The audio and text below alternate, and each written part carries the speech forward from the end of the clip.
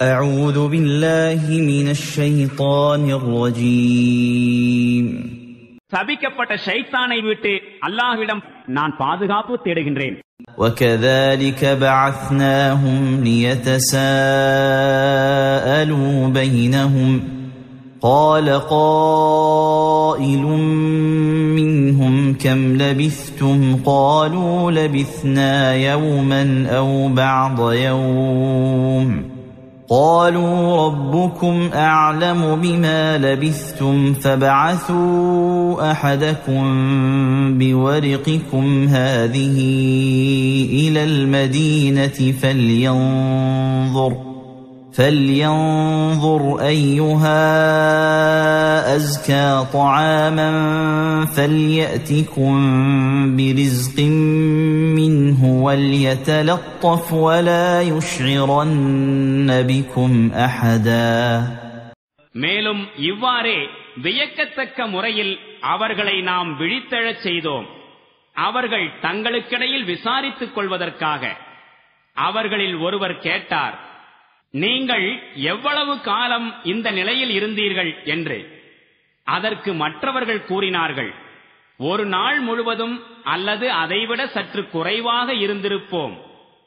பிறகு அவர்கள் கூறினார்கள், நாம் எவ்வளவு காலம் இவ்வாறு இருந்தோம் என்பதை அல்லாஹுதான் நன்கறிவான்.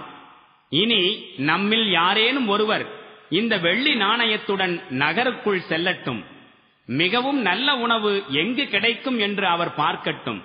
அங்கிருந்து சாப்பிடுவதற்கு ஏதாவது வாங்கி வரட்டும். அவர் கொஞ்சம் எச்சரிக்கையுடன் நடந்து கொள்ளட்டும். நாம் இங்கு இருப்பதை யாருக்கும் தெரியப்படுத்த வேண்டாம்.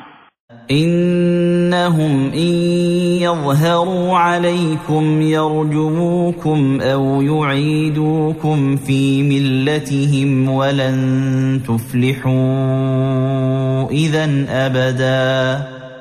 அவர்கள் நம்மை பிடித்துவிட்டால் திண்ணமாக நம்மை கல்லால் அடிப்பார்கள், அல்லது அவர்களுடைய மார்க்கத்திற்கு நம்மை பலவந்தமாக கொண்டு சென்று விடுவார்கள். அப்படி நடந்துவிட்டால் ஒருபோதும் நம்மால் வெற்றி பெற முடியாது. وكذلك أعثرنا عليهم ليعلموا أن وعد الله حق وأن الساعة لا ريب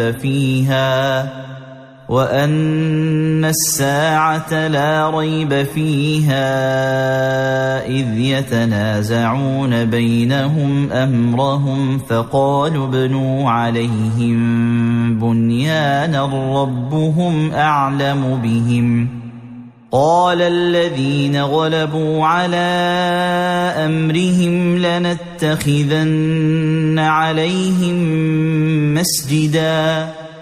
இவ்வாறு அவர்களின் நிலைமையை ஊர் மக்களுக்கு நாம் அறிவித்தோம். அல்லாஹுவின் வாக்குறுதி உண்மையானது என்பதையும் மறுமைக்குரிய வேளை நிச்சயமாக வந்தே தீரும் என்பதையும் மக்கள் புரிந்து கொள்ள வேண்டும் என்பதற்காக.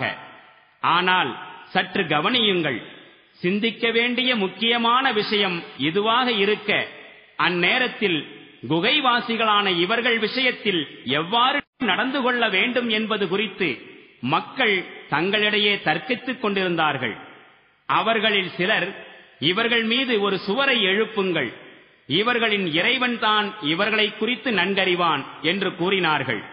ஆயினும் இவர்கள் விஷயத்தில் அதிகாரம் பெற்றிருந்தவர்கள் கூறினார்கள், நாங்கள் இவர்கள் மீது ஒரு வணக்கத்தலத்தை அமைப்போம்.